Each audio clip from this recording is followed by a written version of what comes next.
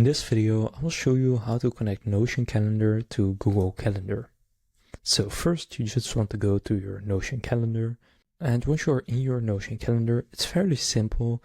What you want to go and do is click on your profile picture right there. And then there go to Settings. Then here you can go into Calendars. And here what you can do is add a Google Calendar account. So click Connect.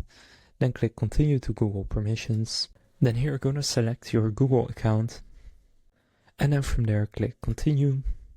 And then just give them access to whatever you want to give them access to. Then continue again.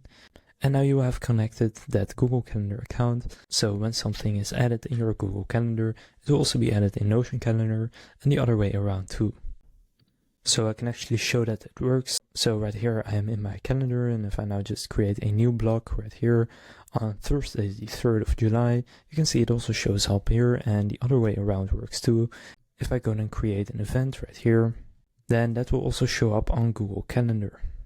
And now if you create a task on Google Calendar, like for example if I create a block right here, you can see that it will also show up on your Notion Calendar. So that's how to connect Notion Calendar to Google Calendar. If this video was helpful, please consider leaving a like and subscribing to my channel. With that being said, I will see you in the next video.